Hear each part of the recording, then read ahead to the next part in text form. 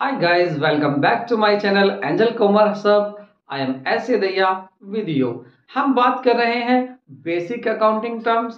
ऐसी कौन सी टर्म्स होती हैं जो अकाउंट्स में यूज की जाती हैं, और इस चैप्टर में हमने कहा था कि हमारी वीडियो एक से ज्यादा हो सकती हैं। तो इन्हीं टर्म्स को, इसी चैप्टर को आगे बढ़ाते हुए आज हम शुरू करने जा रहे हैं अपनी लाइबिलिटी बिजनेस की क्या होती हैं और उस लाइबिलिटीज के टाइप्स क्या क्या होते हैं, उन सबको आज हम इसी वीडियो में फिनिश करेंगे। लेकिन उससे पहले यदि आप फर्स्ट टाइम मेरी चैनल को देख रहे हैं तो चैनल को सब्सक्राइब करना, वीडियो को लाइक करना बिल्कुल भी ना भूले।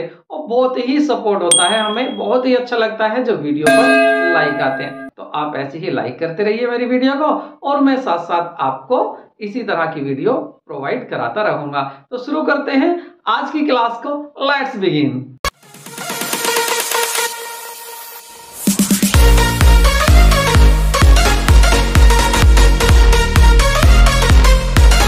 सो गाइस, लायबिलिटी को देख लेते हैं। What is liability?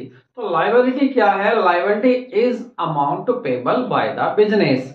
बिजनेस को जो भी अमाउंट पेड करना है, उसकी देनदारी जो है, यानी कि एक बिजनेस है, उसको अगर किसी को 1 लाख रुपीस देने हैं तो वो क्या है? उसकी लायबिलिटी है। लेकिन लायबिलिटी को अगर देखें तो लायबिलिटी यहाँ पर 2 टाइप्स की होती हैं। एक इंटरनल लायबिलिटी होती है और एक एक्सटर्नल लायबिलिटी होती है। अगर अमाउंट पेबल टू प्रोप्राइटर है, पार्टनर्स है या शेयर होल्डर्स हैं, तो ये तो होती है आपकी इंटरनल लायबिलिटी। जैसे मैं प्रोप्राइटर हूं, मैंने अपना बिजनेस शुरू किया है और इस बिजनेस में जो भी मैंने इन्वेस्ट किया है, ये बिजनेस के लिए क्या होगी? लायबिलिटी होगी।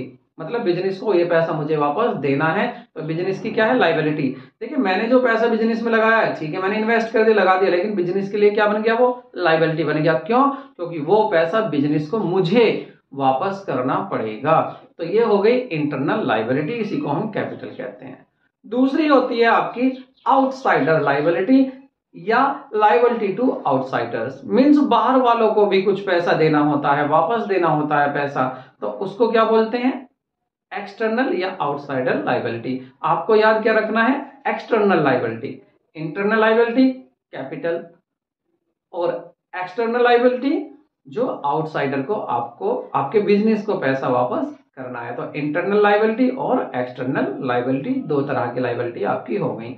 अब ये लायबिलिटी होती क्यों है? देखिए, एक तो अगर बिजनेस में क्रेडिट ट्रांजैक्शंस होता है, एक तो तब लायबिलिटी बन जाती है, और दूसरा यदि आप लोन टेकन करते हैं, अगर आप लोन ले लेते हैं बैंक से, तो भी बिजनेस की क्या बन जाती है? लायबिलिटी बन जाती है। भाई ऐसा तो है नहीं किसी हमने बैंक से पैसा लिया और उसको वापस नहीं देना पड़ेगा, देना तो वापस पड़ेगा। और जो देना पड़ेगा किसको? बिजनेस को। वो क्या है? बिजनेस की लायबिलिटी है। एक्सटर्नल लायबिलिटी होगी लोन, और मेरी लायबिलिटी, अगर मैं प्रोप्राइटर था, मैंने बिजनेस में इन्वेस्ट किया था, तो कैपिटल भी क्या थी? वो भी लायबिलिटी थी बिजनेस के लिए, क्योंकि बिजनेस बिजनेसमैन से अलग होता है। ये बात आगे पढ़ेंगे, फिलहाल इतना याद रखना। अब फर्दर आगे हमें देखना है कि इन लायबिलिटी को भी हम 2 कैटेगरी में डिवाइड कर सकते हैं। फर्स्ट आपकी हो सकती है नॉन करंट लायबिलिटी, और सेकंड हो सकती है आपकी करंट लायबिलिटी। अब ये नॉन करंट लायबिलिटी और करंट लायबिलिटी क्या होगी? देखिए, नॉन करंट लायबिलिटी, अगर आप एक बिजनेस साइकिल में, एक अकाउंटिंग साइकिल होता है, बिजनेस साइकिल या अकाउंटिंग साइकिल होता है, मीन्स एक पीरियड होता है जिस पीरियड को होने के बाद हर बिजनेसमैन देखना चाहता है कि मेरे बिजनेस में प्रॉफिट हुआ या लॉस। प्रॉफिट हुआ तो कितना हुआ, लॉस हुआ तो कितना हुआ। तो वो जो अकाउंटिंग पीरियड होता है, उस अकाउंटिंग पीरियड के अंदर अंदर यदि आप कोई लायबिलिटी वापस दे रहे हैं, किसी को पैसा वापस दे रहे हैं जिसका आपने लिया था, जैसे लोन आपने ले रखा था बैंक का, वो लोन आपको यदि बिजनेस में अकाउंटिंग पीरियड के अंदर अंदर आपको देना है। अब अकाउंटिंग पीरियड कितना हो सकता है? बिल्कुल अलग अलग अकाउंट, अलग अलग बिजनेस का अलग अलग अकाउंटिंग पीरियड हो सकता है। लेकिन अगर ना बताए कोई, भाई मैं हूं अपने बिजनेस के 1 साल में अकाउंट बनाता हूं, कुछ ऐसे भी आगे बताऊंगा मैं आपको, कुछ ऐसे भी बिजनेस हैं जो क्या करते हैं, 6 महीने में देखना चाहते हैं प्रॉफिट क्या, अपना अकाउंट, फाइनल अकाउंट तैयार करते हैं 6 महीने में। और यदि कहीं कोई बता रहा नहीं है तो वहां 12 मंथ्स का लेते हैं। तो अकाउंटिंग पीरियड क्या होता है? एक 12 मंथ्स का ऐसा पीरियड होता है, एक ऐसी ड्यूरेशन होती है जिसमें एवरी बिजनेस देखना चाहता है कि प्रॉफिट कितना हुआ, लॉस कितना हुआ। तो अगर उस अकाउंटिंग पीरियड में ही आप किसी को पैसा वापस दे रहे हैं जिससे आपने लिया था, या आपने किसी से गुड्स उधार खरीदा था, क्रेडिट खरीदा था, उसका पैसा आप 1 साल के अंदर अंदर दे रहे हैं, तो वो आपकी करंट लायबिलिटी होगी, आपकी मतलब आपके बिजनेस की। और अगर आप 1 साल पूरा हो गया लेकिन फिर भी पैसा नहीं, आपने लोन ले रखा है 4 साल के लिए, 5 साल के लिए, तो ये लायबिलिटी कैसी हो जाएगी? ये लायबिलिटी हो जाएगी आपकी नॉन करंट लायबिलिटी। अब थोड़े से आप प्रोविजन देख लीजिए कि इसके पहले इसके एग्जांपल देख लीजिए आप। देखिए अगर नॉन करंट लायबिलिटी की बात करें तो यहां पर क्या एग्जांपल हो जाएंगे? लॉन्ग टर्म लोन्स, आपने 1 साल से ज्यादा समय के लिए लोन ले रखे हैं।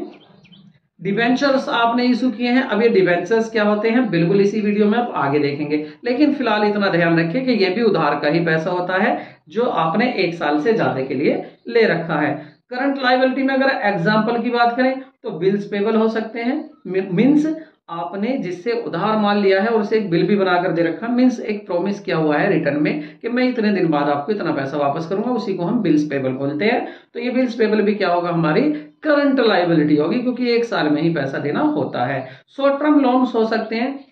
ऐसा भी तो हो सकता है कि आपने जो लोन ले रखे हैं वो लोन आपने केवल 3 महीने के लिए लिए हुए हैं, 4 महीने के लिए लिए हुए हैं, तो वो भी क्या हो जाएंगे? वो भी आपकी करंट लायबिलिटी हो जाएगी। तो आई होप आपने ये एग्जांपल भी इसके देख लिए और आपको समझ में भी आ गया हो गया कि आपकी ये लायबिलिटी क्या है, करंट लायबिलिटी क्या है, नॉन करंट लायबिलिटी क्या है। अब साथ साथ आपको जो नोट्स करना है ये भी बातें नोट्स कर लो कि आपके करंट और लायबिलिटी के बारे में आपका क्लासिफिकेशन क्या है। किसका क्लासिफिकेशन?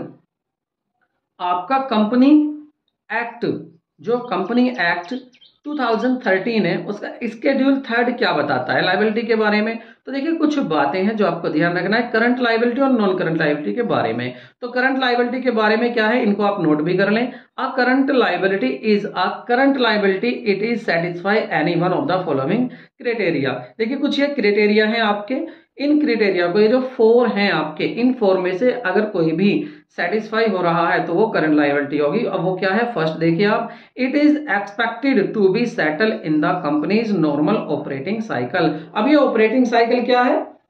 जी हाँ, मैंने बताया था ऑपरेटिंग साइकिल क्या है, वही अकाउंटिंग पीरियड आपका 12 महीने का हो सकता है अगर डिफाइन नहीं है तो अगर कोई सेटलमेंट आप कर रहे हो किसी भी लायबिलिटी का एक ऑपरेटिंग साइकिल में, तो वो करंट लायबिलिटी होगी।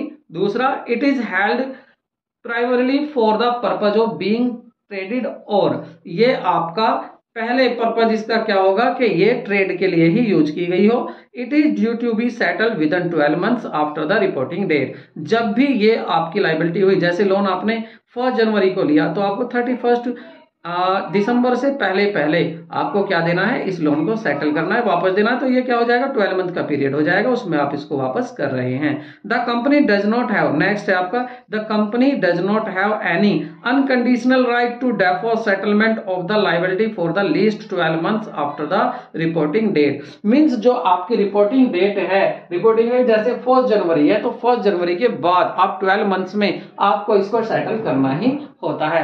तो इन पॉइंट्स को भी देखिए, मैंने ये क्यों बताए पॉइंट्स, क्योंकि ये आपके कंपनी एक्ट 2013 में बताए गए हैं, 19 की जरूरत नहीं थी। ये तो बात आप समझ गए कि अगर 12 महीने में एक अकाउंटिंग पीरियड है, जो अकाउंटिंग साइकिल है, उसमें आप पे कर रहे हैं कुछ लायबिलिटी, तो वो आपकी करंट हो जाएगी, और उससे अलग करें तो वो नॉन करंट हो जाएगी। अब कंपनी एक्ट, ये भी पॉइंट्स देख लो इसका, नॉन करंट के बारे में क्या बताता है। नॉन करंट लायबिलिटी के बारे में कंपनी एक्ट कहता है कि non current liability are those liability which are not current liability, means जो करंट लायबिलिटी नहीं है वो नॉन करंट हो जाएंगी। ऑपरेटिंग साइकिल मींस क्या होता है? Time between the acquisition of assets of processing and it's conversion into cash and cash equivalent. If the operating cycle cannot be identified, it is taken be a period of 12 months. मतलब अगर आपको ये नहीं बताते हैं कि accounting period कितने दिन का है, तो आप उसको 12 मंथ्स लेते हैं।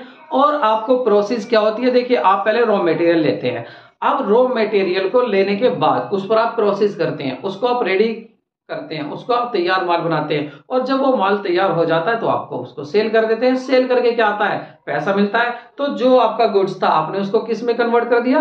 पैसे में कन्वर्ट कर दिया। तो इसी को क्या बोलते हैं? जी हाँ, इसको लिक्विडिटी बोलते हैं कि आपने अपने गुड्स को लिक्विड बना दिया या नहीं, मींस पैसे में बना दिया नहीं। तो आई होप आपको लायबिलिटी क्लियर होगी होंगी। हमने देखा लायबिलिटी क्या है, कुछ नहीं, अमाउंट जो पे करना है हमारे एंटरप्राइज या बिजनेस को, वो हमारी लायबिलिटी होता है।